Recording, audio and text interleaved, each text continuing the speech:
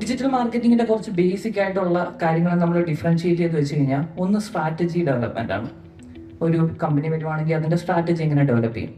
രണ്ട്, നമ്മുടെ കമ്മ്യൂണിക്കേഷൻ, എന്ത് കോണ്ടന്റ് നമ്മൾ ക്രിയേറ്റ് ചെയ്യും, അത് വീഡിയോയിൽ എങ്ങനെ ചെയ്യും, ഇമേജസിൽ എങ്ങനെ ചെയ്യും, പിന്നെ ആഡ് എങ്ങനെ റൺ ചെയ്യും, ആഡിന്റെ അനലിറ്റിക്സ് എങ്ങനെ കൃത്യമായിട്ട് നോക്കും, പിന്നെ ഒരു ഫീഡ്ബാക്ക് ആണ് ഇതെല്ലാം നന്നായിട്ട് വർക്ക് ചെയ്യുന്നുണ്ടോ എന്നുള്ള കാര്യം. അപ്പൊ ഞാൻ ആദ്യം വിചാരിച്ചിരുന്നത് സ്ട്രാറ്റജി ഡെവലപ്മെന്റിൽ AI വരില്ല, മേ ബി ഇമേജസ് ക്രിയേറ്റ് ചെയ്യാൻ AI ഹെൽപ്പ് ചെയ്യും. പക്ഷെ ഇപ്പൊ നോക്കിക്കഴിഞ്ഞാൽ ഇൻസ്റ്റാഗ്രാമിൽ കാണുന്ന ഒരു 90% പോസ്റ്റേഴ്സും ഡിസൈൻ ചെയ്തിരിക്കുന്നത്, എൻ്റെ ഫീഡിൽ വരുന്നത് ഒരു 90% പോസ്റ്റേഴ്സും ChatGPT ക്രിയേറ്റ് ചെയ്തിരിക്കുന്നത്. അത് നമുക്ക് കണ്ടാൽ അറിയാം, പക്ഷെ അതതിൻ്റെ വർക്ക് ചെയ്യുന്നുണ്ട്. ഇനിയും ഞാൻ വിചാരിച്ചു ആഡ് റൺ ചെയ്യുന്നതിൽ AI വരില്ല. അപ്പോൾ ഇപ്പോൾ ക്ലോഡിൽ നിന്ന് ഡയറക്റ്റ്ലി ഫേസ്ബുക്കിലേക്ക് കണക്ട് ചെയ്ത് കഴിഞ്ഞാൽ ക്ലോഡിൽ നിന്ന് തന്നെ ആഡ് എല്ലാം റൺ ചെയ്യാം. ഇപ്പം ഞാൻ വിചാരിച്ചു എന്നാൽ പിന്നെ സ്ട്രാറ്റജി ഡെവലപ്പ് ചെയ്യുന്നതിൽ വരില്ല.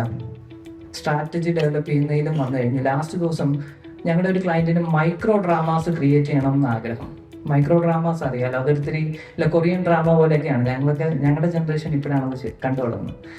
അപ്പോൾ അത് ഒരിത്തിരി ക്ലീശയാണ്, ഒരിത്തിരി ക്രിഞ്ചിയാണ്. അങ്ങനെയുള്ള സ്ക്രിപ്റ്റ് എഴുതേണ്ടത്. ആ സ്ക്രിപ്റ്റ് എഴുതി ഞങ്ങൾക്കും പരിചയമില്ല. ഒരു നമ്മുടെ സീരിയലിലേക്ക് പോലെ കുട്ടിയാരാന്നറിയാത്ത അമ്മായിമ്മ അല്ലെങ്കിൽ അമ്മ, അങ്ങനെയൊക്കെയുള്ള ഒരു കാര്യമാണ് അതിൻ്റെ അകത്ത് എഴുതേണ്ടത്. ഓരോ എപ്പിസോഡ് കഴിയുമ്പോഴും ഒരു ക്ലിഫ് ഹാങ്ങർ വേണം. അപ്പം ഞാൻ ജസ്റ്റ് ക്ലോഡുമായിട്ട് സംസാരിച്ചു നോക്കി. അതിൻ്റെ ക്ലോഡ് കൃത്യമായിട്ടൊരു 10 എപ്പിസോഡ് തന്നു. അപ്പോൾ സ്ട്രാറ്റജിയിൽ വരില്ല എന്ന് വിചാരിച്ച് സ്ട്രാറ്റജിയിലും വരും, എല്ലാ ഭാഗത്തും വരും. നെക്സ്റ്റ് ഇയർ അവസാനമാകുമ്പോഴത്തേക്ക് മെറ്റയുടെ എന്താ പ്ലാൻ എന്ന് വെച്ചാൽ, നമ്മൾ പൈസ മാത്രം കൊടുക്കുന്നു, നമ്മുടെ പ്രോഡക്റ്റ് സർവീസ് ഇതാണെന്ന് പറയുന്നു, campaign running, image creation, video creation എല്ലാം മെറ്റ ചെയ്യാമെന്നാണ് വിചാരിക്കുന്നത്. ഇങ്ങനെയൊക്കെ ചെയ്യുമ്പോൾ ഡിജിറ്റൽ മാർക്കറ്റേഴ്സിന് ഇനി എന്തെങ്കിലും പ്രാധാന്യമുണ്ടോ? ഞങ്ങളുടെ കമ്പനിക്ക് പ്രാധാന്യമുണ്ടോ? പഠിച്ചിറങ്ങി നിൽക്കുന്ന നിങ്ങൾക്ക് പ്രാധാന്യമുണ്ടോ? എൻ്റെ ഉത്തരം ഉണ്ട് എന്നുള്ളതാണ്.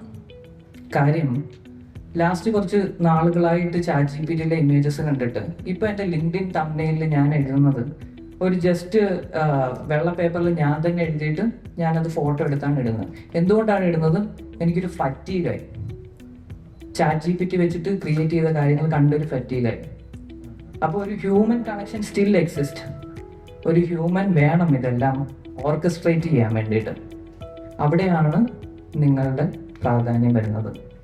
ഓരോ ഡിജിറ്റൽ മാർക്കറ്ററും ഓഡിയൻസിനെ മനസ്സിലാക്കേണ്ടവരും ബിസിനസ്സിനെ മനസ്സിലാക്കേണ്ടതായിട്ട് വരും. ഈ ടൂൾസ് എല്ലാം എങ്ങനെ കൃത്യമായിട്ട് ഉപയോഗിക്കാൻ പറ്റും എന്നുള്ളത് മനസ്സിലാക്കേണ്ടവരും അത് വെച്ച് ക്രിയേറ്റ് ചെയ്യേണ്ടവരും.